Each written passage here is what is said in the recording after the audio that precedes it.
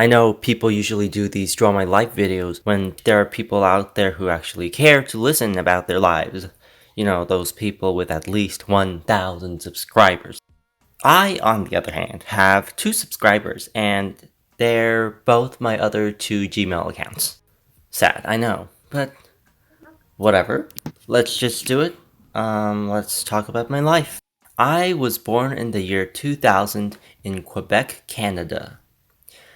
My mom said that the nurses told her she hatched a very pretty baby, but then when she actually saw the baby, she was disappointed by the results.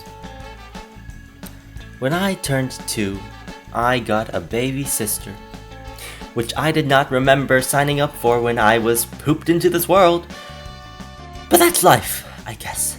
I left the country to go to America when I was 6, and never went back to visit Canada ever again. My dad was working in America, and that's why I had to move. When I was little, like literally 4 years old maybe, my grandmother started teaching me how to play the piano right away.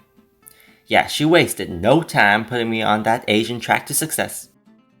Every day, after an hour of piano lessons, aka me constantly being reprimanded for messing up, I'd move on to reciting 2 whole pages of Junie B. Jones books from memory to my grandpa. Yeah, I had no idea why they made me do that. But joke's on them, because my memory still sucks, and I forgot how to play the piano 10 years ago. More like jokes on my future. Pretty much, that was the only thing I remember doing in Canada before I moved to America. I moved to America when I was in 1st grade. Yeah, I got bullied a bit, but I'm sure I also did some of the bullying too, so I won't be talking about that. Overall, not too dramatic, not too interesting of a school career.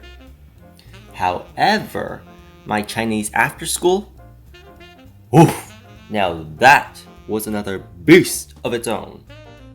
In 2nd grade, my parents tossed me in there like they tossed sweet potatoes into the oven.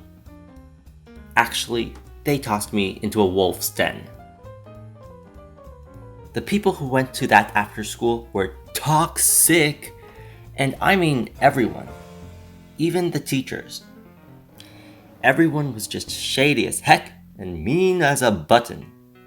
Friendships were forming and breaking in seconds. People literally tackled each other.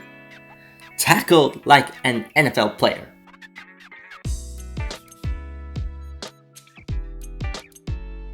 Fun fact, almost every student cried at least once while at that after school. Some teachers cried too. Another fun fact, one time, the principal of the after school came into her classroom, called her son up to the front of the class, and slapped him across the face. My sweet little Canadian ass could not handle what was going on in that zoo.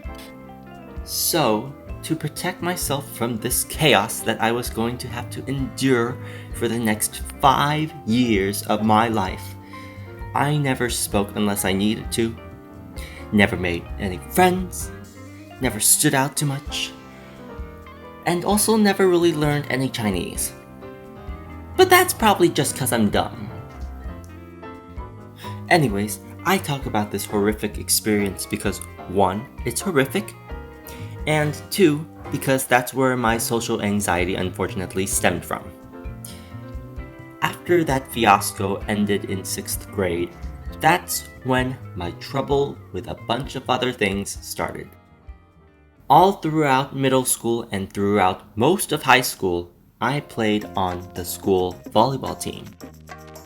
In 6th grade, I had a kind volleyball coach.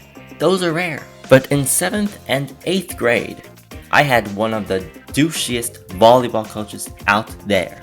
This guy walked like a douche, talked like a douche, and acted like a douche. He picked on me, and only me, cause I was quiet.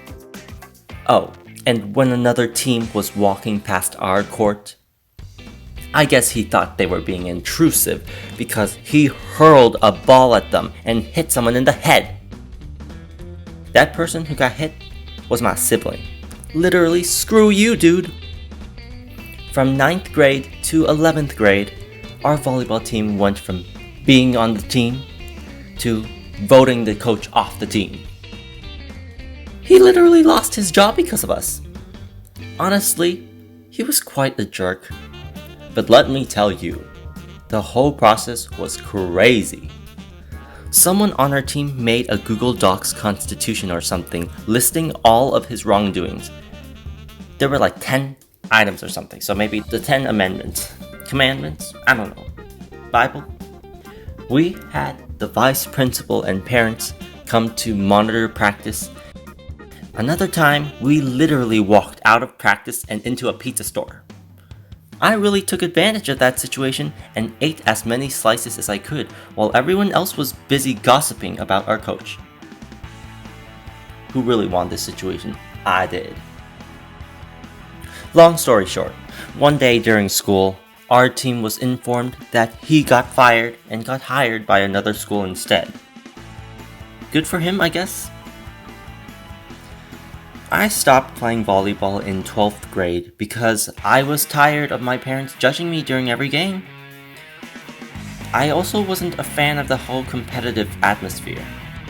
I like to compete against myself and myself only because one of my biggest fears in life, other than pooping my pants, is the fear of losing. Oh yeah, throughout my childhood years, I also tried other sports such as skating, tennis, swimming, biking, and basketball. Just thought I'd mention that. After I graduated from high school, I did the obligatory thing of going to college. In my freshman year of college, I started going on hormone therapy to transition because I'm transgender. It was awesome. The hormone therapy replacement. Not being transgender. That kind of sucks. Also, don't go on hormone therapy if you don't have gender dysphoria. I'm still 20, so there's nothing else interesting that happened in my life to talk about. I'm still in college, still jobless, and we are unfortunately still in the COVID-19 era.